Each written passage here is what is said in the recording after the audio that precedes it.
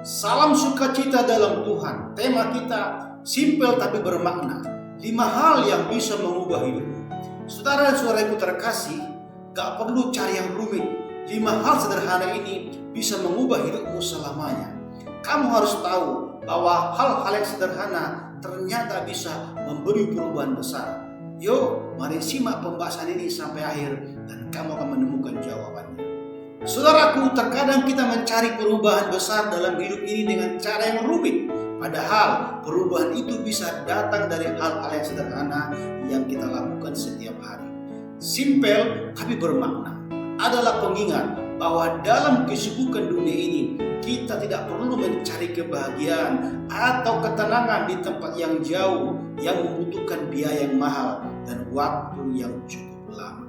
Saudaraku, ada 5 hal sederhana yang jika diterapkan dengan sungguh-sungguh bisa mengubah arah hidup kita, menyentuh hati dan memberi kita kekuatan untuk menghadapi dunia yang semakin keras ini, yaitu sebagai berikut. Yang pertama, rasa syukur yang tulus. Rasa syukur adalah kekuatan yang luar biasa. Ketika kita memilih untuk bersyukur meski dalam kesulitan, kita mempersiapkan ruang bagi Tuhan untuk bekerja lebih besar dalam hidup kita. Syukur membuka pintu berkat yang tak terduga. Rasa syukur membuat kita punya rasa ikhlas untuk menerima suatu keadaan. Dan akhirnya kita punya ketabahan hati. 1 Tesalonika 5:18, bersyukurlah dalam segala hal, sebab itulah yang dikehendaki Allah dalam Kristus Yesus bagi kamu. Yang kedua, pemaafan yang membebaskan. Pemaafan adalah aksi heroik yang akan memerdekakan jiwa kita. Saat kita memaafkan, kita tidak hanya membebaskan orang lain, tapi juga diri kita dari perbudakan kebencian, dendam, rasa bersalah, merasa tidak berguna, dan lain-lain. Yang mana itu semua pasti akan menghambat langkah kita menuju kepada Tuhan. Matius 6:14, karena jikalau kamu mengampuni kesalahan orang, maka Bapamu yang di sorga akan mengampuni kamu juga. Jadi memaafkan adalah kunci pintu gerbang kebebasan. Tidak ada yang lebih indah dari hati yang bebas. Karena itu akan menghasilkan yang namanya damai sejahtera. Yang ketiga, konsistensi dalam iman.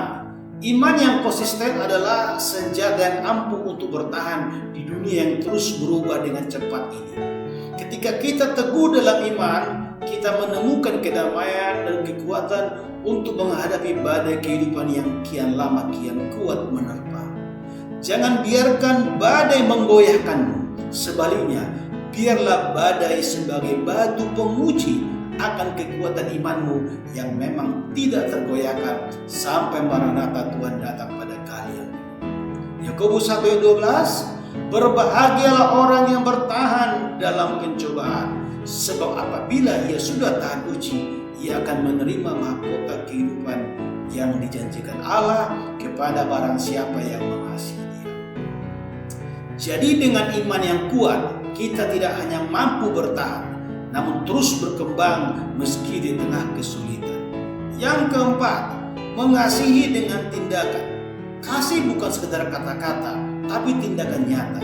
Kekuatan jahat sedang mempengaruhi dunia ini dan akibatnya terjadi perubahan ke arah yang buruk.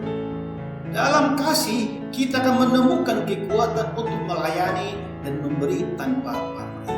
Matius 22:39. Dan hukum yang kedua yang sama dengan itu ialah kasihilah sesama manusia seperti dirimu sendiri. Dan kasih adalah bahan bakar yang akan menyalakan perubahan ke arah yang positif. Yang kelima, melangkah dengan visi yang jelas. Hidup tanpa visi seperti kapal tanpa kemudi. Hidup tanpa arah, mudah tersesat, tidak punya pertahanan nilai-nilai kehidupan. Memiliki visi yang jelas dan tujuan yang teguh memungkinkan kita berjalan dengan keyakinan dan harapan yang pasti ke arah Tuhan dan masa depan yang pasti lebih baik. Mazmur 37:23, Tuhan menetapkan langkah-langkah orang yang hidupnya berkenan kepadanya. Jadi saat kita berjalan dengan visi yang diberikan oleh Tuhan, setiap langkah kita pasti menjadi penuh makna dan tujuan yang terarah. Baik, apakah Anda siap berubah? Mari silakan take action. Kalau tidak sekarang, kapan lagi? Kalau tidak oleh kamu sendiri, oleh siapa lagi? Ingat, perubahan harus dimulai dari dalam dirimu. Sekali lagi, dari dalam dirimu sendiri. Saudaraku, jika renungan ini memberkatimu, maka jangan lupa like dan tulis pendapatmu di kolom komentar. Dan bagikan juga bagi temanmu yang menurutmu perlu diubahkan oleh Tuhan. Demikian, Tuhan berkati. Salam.